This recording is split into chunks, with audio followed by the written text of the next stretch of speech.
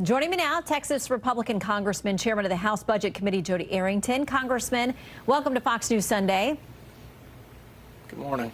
Okay. Good morning, Shannon. If we don't get a deal soon, we're facing default. Here is one Washington Post headline. It says this: what would U.S. default actually look like? Quote, financial Armageddon. The author then walks through all the things that could happen: spiking interest rate, devalued and disrespected dollar, stock market plummeting. Ends with this line: if you're not afraid yet, you should be. Do Republicans acknowledge what could come with a default? Are you worried about it?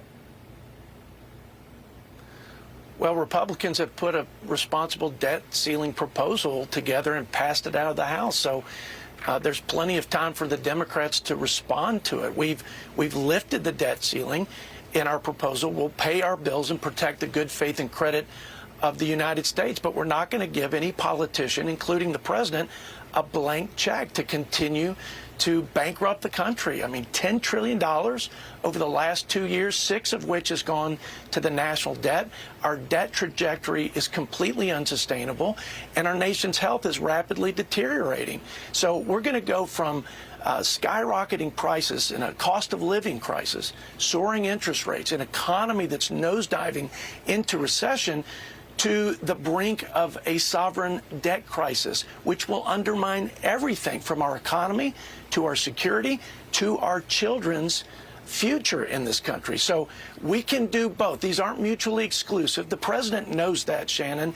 He has negotiated as vice president and as senator debt ceiling increases with common sense spending controls and fiscal reforms. And we're just asking him to be a responsible leader and do that again. Well, you heard him say that raising the debt ceiling and budget cuts have never been tied together, and this would be the first time in history. You have this morning the Treasury Secretary out there saying it would be a constitutional crisis if Congress doesn't act. The president says defaulting would immediately kill 750,000 U.S. jobs, but the package you all have offered, which does raise the debt ceiling temporarily, he says it would cut 100,000 teachers' jobs, cut 28,000 federal law enforcement agents, and take away the government's ability to negotiate lower drug prices. Is that accurate, or is the president lying? It's not true down the list. Number one, the president negotiated spending cuts, the cut cap and balance, which was the 10-year discretionary spending caps in 2011. So one of the anchors to our spending controls is to right-size the bureaucracy by returning to 22 levels of spending. So that's not true. In fact, some of the best fiscal reforms have come out of debt ceiling negotiations. The American people are suffering with Biden's spending-induced inflation. They're having to tighten their belts. They're changing their spending habits.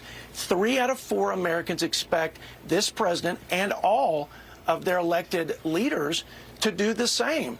And I think half of Democrat voters expect that this president would come to the negotiating table in good faith and make sure that we bend that spending curve, we put our country on better financial footing, and we do something to tamp down the inflation that is devastating working families. Their budgets are being cut, their paychecks are shrinking, and they're just hanging on, living paycheck to paycheck. Meanwhile, this president and Chuck Schumer have the death grip on the blank check. I mean, they are not fighting for the American people, Shannon. They're fighting for status quo, and status quo is bankrupting the country.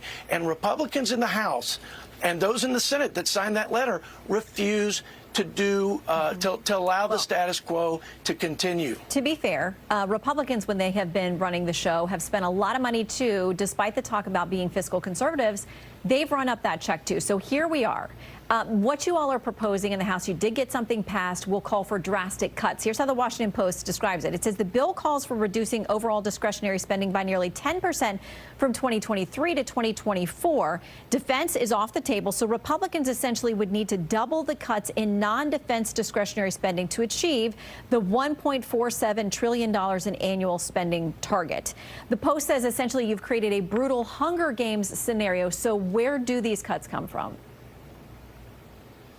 Well, think about it. To go back to 22 spending levels is to go back to spending levels last year. Where was the apocalyptic rhetoric from Democrats then and all their phantom funding cuts? The CBO before COVID projected we'd be spending hundreds of billions of dollars less than we're spending today.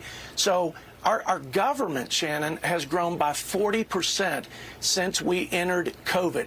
And we've got to right size the bloat and the waste in our bureaucracy, number one. Number two, there are reckless spending spree initiatives by this president that need to be reversed.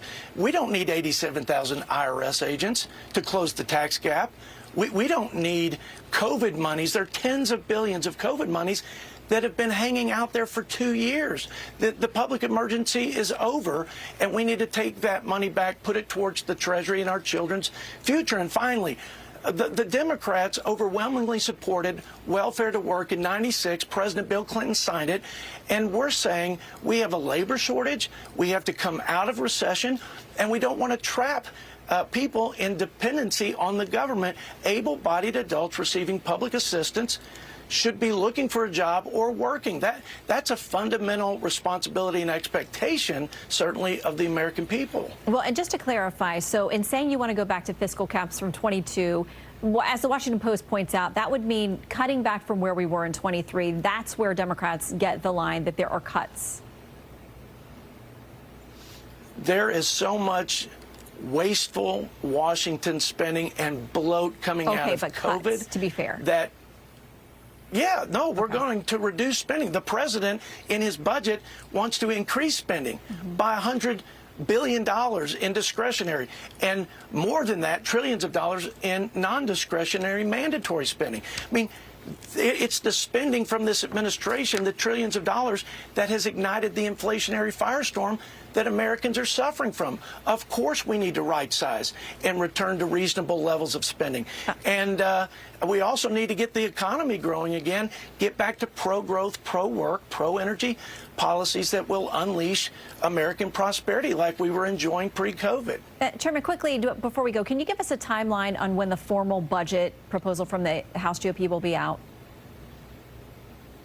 Well, I can tell you that President Biden submitted his 30 days late, and we're still conducting oversight. Okay. Well, we're still conducting oversight hearings. This president hadn't had oversight in 2 years, but we're well underway with our budget. It's a 10-year budgetary framework, and it will certainly contrast the highest sustained levels of spending, taxing, and borrowing that were reflected in President Biden's budget.